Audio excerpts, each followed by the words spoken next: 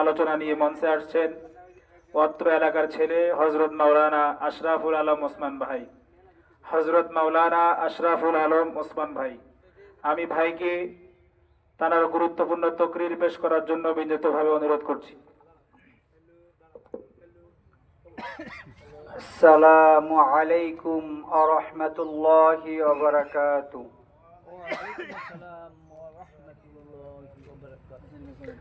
আলহামদুলিল্লাহ আলহামদুলিল্লাহি আস্তাঈনুহু ওয়া নাস্তাগফিরুহু ওয়া নু'মিনু বিহি ওয়া নাতাওয়াক্কালু আলাইহি ونعوذ بالله من شرور أنفسنا ومن سيئات أعمالنا من يهده الله فلا مضل له ومن يضلله فلا هادي له ونشهد أن لا إله إلا الله وحده لا شريك له ونشهد أن سيدنا وسندنا وحبيبنا وحبيب طبيبنا ومولانا محمدا عبده ورسوله وداعيا إلى الله بإذنه وسراجا وقمرا منيرا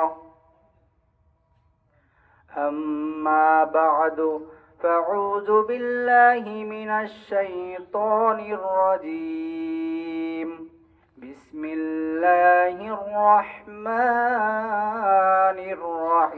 الرحيم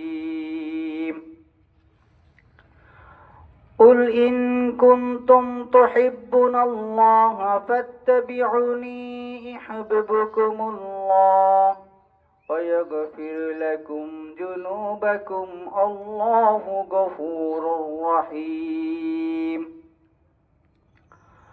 قال الله تعالى في كلامه المجيد والفرقانه الحميد وقال رسول الله صلى الله عليه وسلم طلب العلم فريضة على كل مسلم الحمد لله মুআজ্জাজ মুহতারাম সম্মানিত হাজিরিন,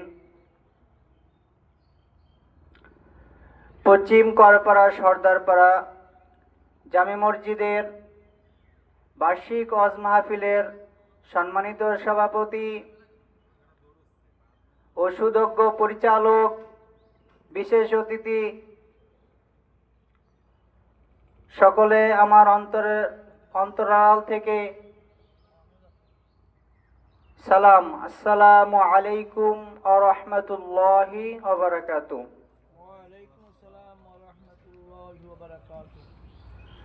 আলহামদুলিল্লাহ, মহান আল্লাহ পাক রব্বুল আলামিনের কাছে লাখো কোটি শুকর ও সুজুদ যে মহান রব্বুল আলামিন আমাদেরকে একটি জান্নাতুল বাগিচা তৈরি করার জন্য আমাদেরকে তৌফিক দান করেছেন।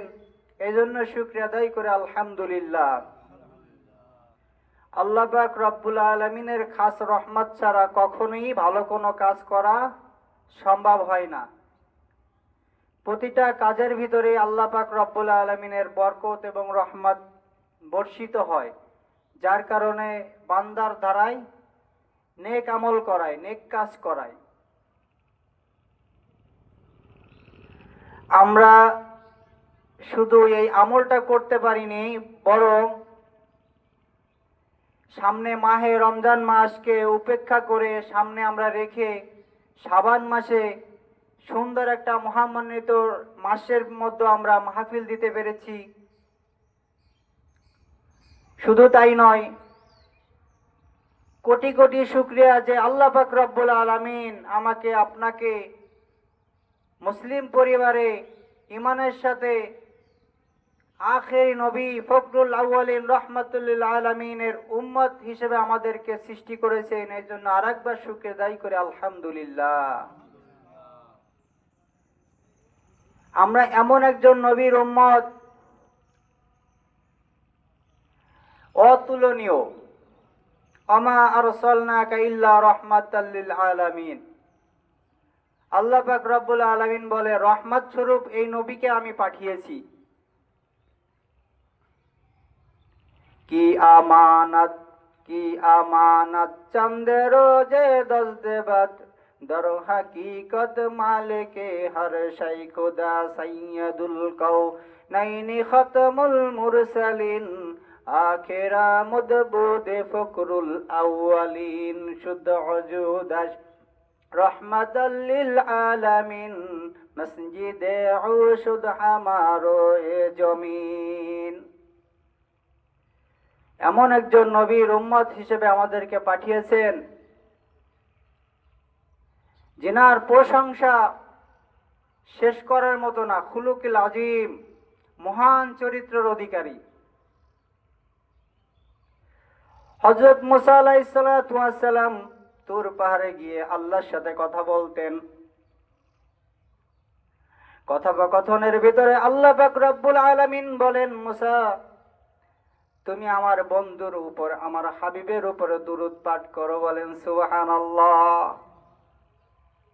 মুসা আলাইহিস সালাতু ওয়াস সালাম বলেন, আল্লাহ, আপনার নবী তো আমি মুসা, আর আমার ভাই হারুন।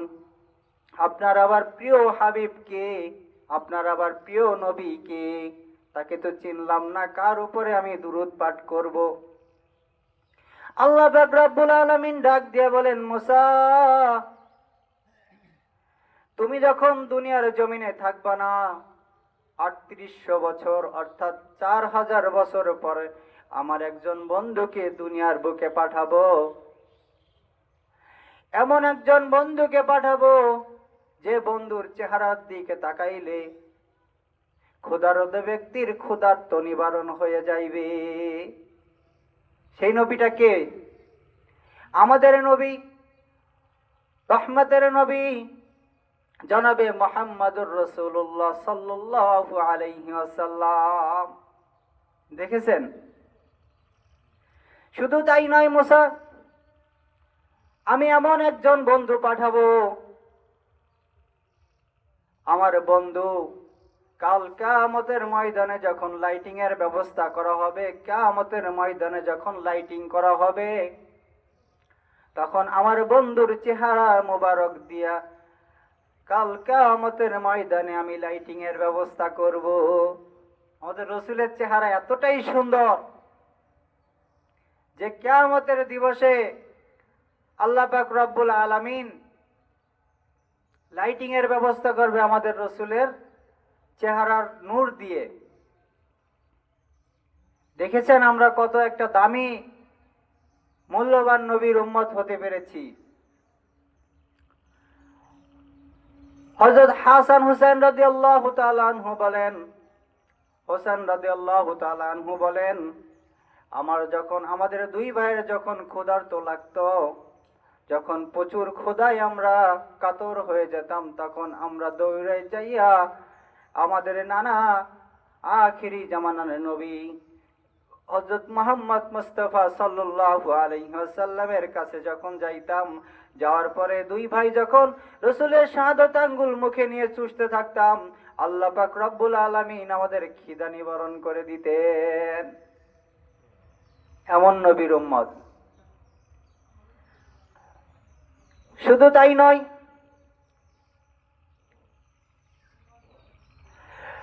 হযরত খাদিজা রাদিয়াল্লাহু তাআলা আনহা যখন বাণিজ্যে যাইতেন, বাণিজ্যে যাওয়ার পরে একদিন বলতেছিলেন, আমার এই ব্যবসাটা ধরে রাখার জন্য একজন বিশ্বাসী লোক খুঁজতেছিলাম, আলামিন ব্যক্তি খুঁজতেছিলাম। তখন খুঁজতে খুঁজতে খুঁজতে খুঁজতে সন্ধান পাওয়া গেল যে আব্দুল মুত্তালিবের নাতিন আব্দুল্লাহর ছেলে মোহাম্মদ আছেন, খুব ভদ্র, নর্ম, ভদ্র এবং বিশ্বাসী, কখনোই মিথ্যা কথা বলে না। তখন কি করলেন? তেনাকে খুঁজে বের করার পরে বাণিজ্যে পাঠাই দিলেন, সাথে মা খাদিজাতুল কুবরা তিনার একজন কৃতদাসকেও সাথে গোলামকেও পাঠাই দিলেন ব্যবসার উদ্দেশ্যে। যখন রওনা দিয়েছেন তখন সামনের দিকে যখন আগাচ্ছে, হঠাৎ করে প্রচন্ড রোদ, কাফেলা নিয়ে একটু জিরাচ্ছিলেন। কি করতেছিলেন? কাফেলা নিয়ে জিরাচ্ছিলেন। তো অনেক রোদ, হঠাৎ করে গাছে একটু হেলিয়ে যেয়ে রসুলকে ছাওয়া দিতেছেন। বলেন সুবহানাল্লাহ। যখন এই জিনিসটা দেখেছেন তখন ওই কৃতদাসটা হতভম্ব হয়ে গেছেন। এ কেমন ব্যক্তি যে রোদের সময় গাছে তাকে ছাওয়া দিতেছে। আর একটু করে হাগানোর পরে যখন বাজারে যে ওই পণ্যগুলো বিক্রি করার জন্য যখন মালের ভিতরে হাত দিয়েছেন, আল্লাহ রসুল সাল্লাল্লাহু আলাইহি ওয়াসাল্লামের হাতের বরকতে এই বাজারে যত কাস্টমার ছিল সব ভিড় করে গেছে রসুলের এই মালের কাছে এসে। দ্বিগুণ লাভ হয়েছে। যে পরিমাণ মাল বিক্রির কথা ছিল তার চাইতে দ্বিগুণ লাভ হয়েছে। যখন কাফেলা নিয়ে ফিরে চলে আসছে, খাদিজাতুল কুবরা রাদিয়াল্লাহু তাআলা আনহা বলেন যে এত পরিমাণ কিভাবে লাভ হলো। যখন কারগুজারি শুনলেন তিনার গোলামের থেকে, তখন বলল যে এরকম এরকম অবস্থা, যে এমন বরকতের একটা মানুষ যিনি হাত দেওয়ার সাথে সাথে কাস্টমার এসে ভরে গেছেন। তো সেই নবীর উম্মত আমরা। শুধু তাই নয়, সামনে আমাদের মহামান্বিত একটি মাস, রমজান মাস, ফজিলতের মাস। আমরা সকলেই চেষ্টা করব যে সামনে মহামান্বিত যে রমজান মাস, এই মাসে আমরা যেন নেকভাবে, খাঁটিভাবে, পরিপূর্ণ পোক্ত ইমানের সাথে, শক্ত ইমানের সাথে যেন আমরা ইবাদত করতে পারি। কারণ আল্লাহ রসুল সাল্লাল্লাহু আলাইহি ওয়াসাল্লাম একদিন মেম্বারে উঠতেছিলেন। মেম্বারে ওঠার সময় বলতেছিলেন আমিন। যখন দ্বিতীয় সিঁড়িতে পা রাখলেন তখন বললেন আমিন। যখন তৃতীয় সিঁড়িতে পা রাখলেন তখনও বললেন আমিন। তো সাহাবা আজমাইনরা জিজ্ঞেস করলো নামাজ শেষে, যে ইয়া রাসূলুল্লাহ, ইয়া হাবিবাল্লাহ, আপনাকে তো আগে কখনো এরকম আমিন বলতে শুনিনি, আজকে কি নতুন কোনো কিছু ওহী এসেছে? তখন রাসূল সাল্লাল্লাহু আলাইহি ওয়াসাল্লাম বলেন, হ্যাঁ, আমার কাছে ওই ওহী এসেছে। জিবরাইল আলাইহিস সালাতু ওয়াস সালাম, আমি যখন দ্বিতীয় সিঁড়িতে পা রেখেছি তখন জিবরাইল আলাইহিস সালাতু ওয়াস সালাম এসে বলেন, ওই ব্যক্তি ধ্বংস হোক যে রমজান মাস পাইল কিন্তু তার গুনাহ মাফ করায় রাখতে পারলো না। তা আমরা কি চেষ্টা করব কি করব না?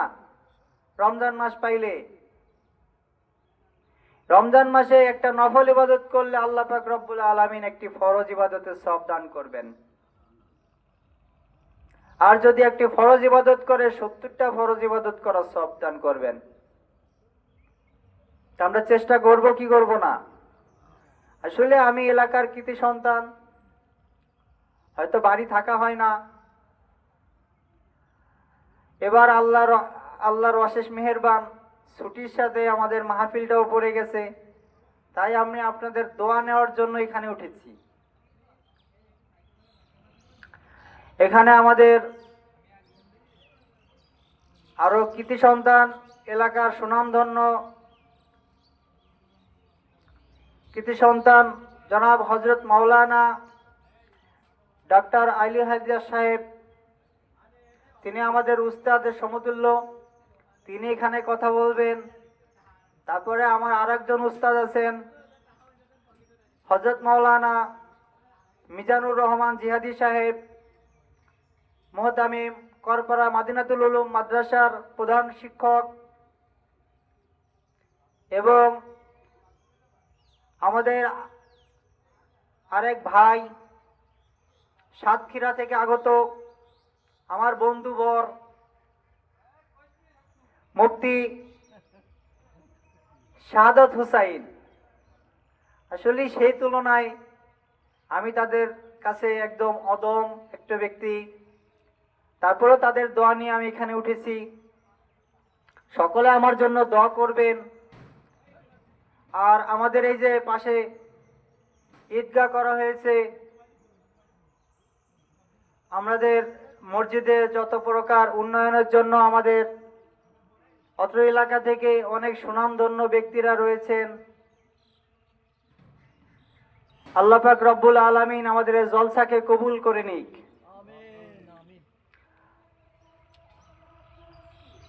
যাক, আল্লাহ পাক রব্বুল আলামিন আমাকে আপনাকে এই শাবান মাসে কতটুকু আমল করার তৌফিক দান করেছে জানি না। তো হায়াতে জিন্দিগিতে আমরা চেষ্টা করব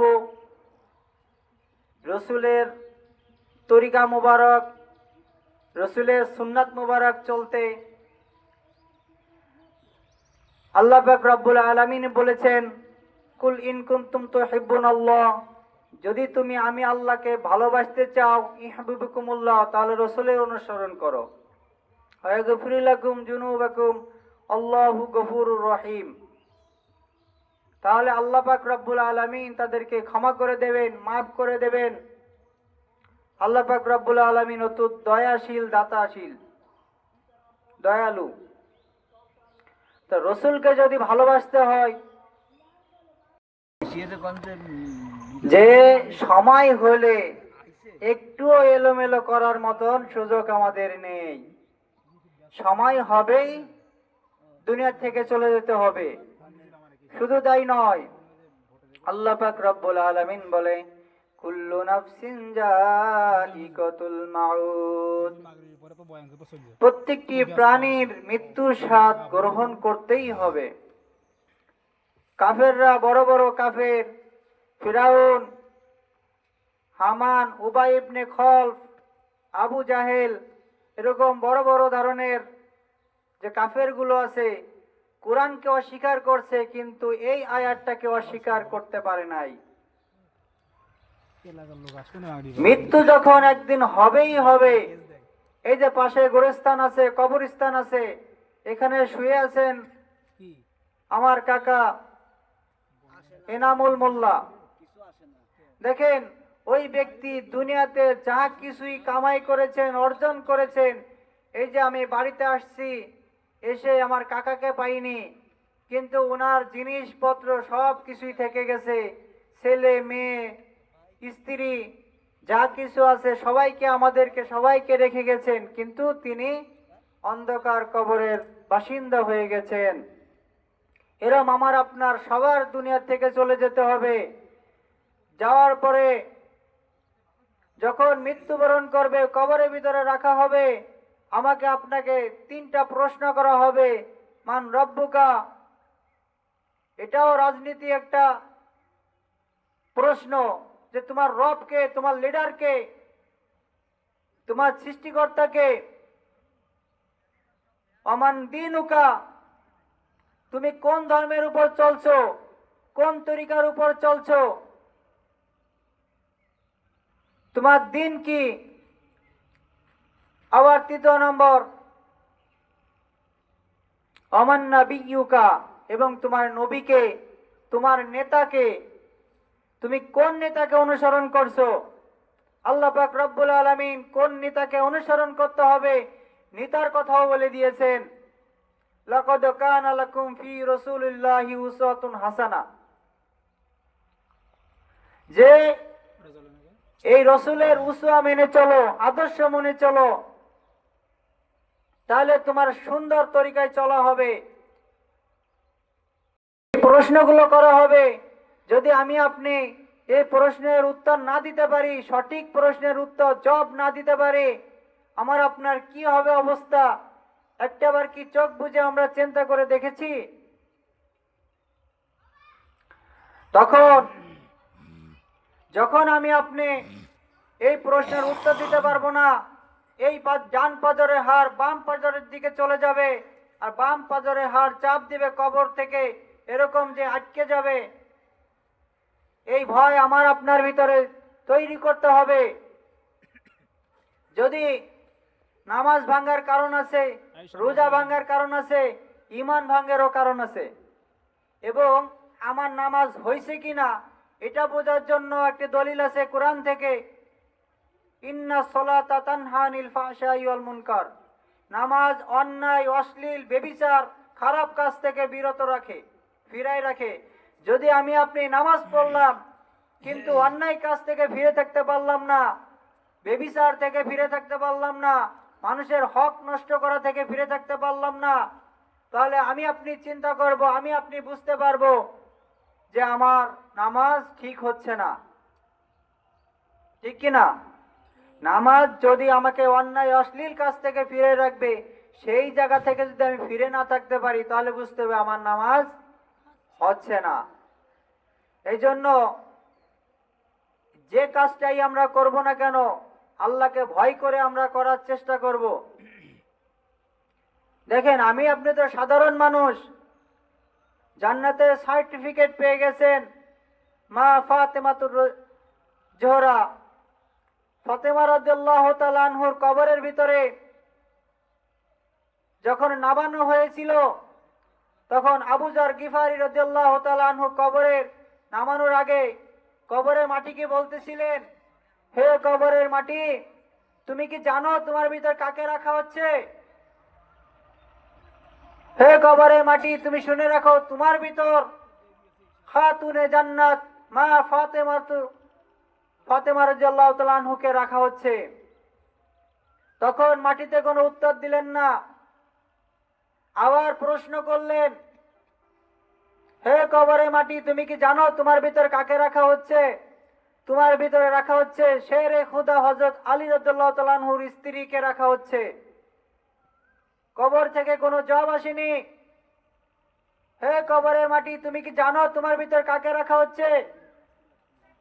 আখিরি জামানার নবী জনাবে মুহাম্মদুর রাসূলুল্লাহ সাল্লাল্লাহু আলাইহি ওয়াসাল্লামের কলিজার টুকরা মা ফাতেমাকে রাখা হচ্ছে। তখন কবরের মাটি উত্তর দেয়, আমি হাসান হুসাইনের মাকেও চিনি না, রসুলের মেয়ে ফাতেমা রাদিয়াল্লাহু তাআলা আনহুকেও চিনি না, আমি শেরে খুদা হযরত আলী রাদিয়াল্লাহু তাআলা আনহুর স্ত্রীকেও চিনি না। আমি চিনি যে নেক আমল করে কবরের ভিতরে আসবে, তার সাথে আমি সুন্দর ব্যবহার করব, আর যে নেক আমল ছাড়া কবরের ভিতরে আসবে, আমি কবরের মাটি তার সাথে সেই আচরণই করব। কামা তাদিনু তুদানু,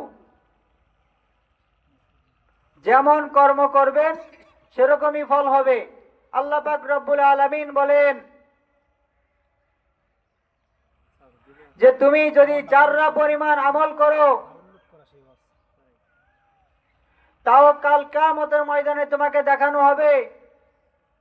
ফামাইয়া আমাল মিসকালা জাররাতিন খায়রা ইয়ারা, তুমি যদি যাররা পরিমাণ নেক আমল করো, তার প্রতিদান তোমাকে দেওয়া হবে।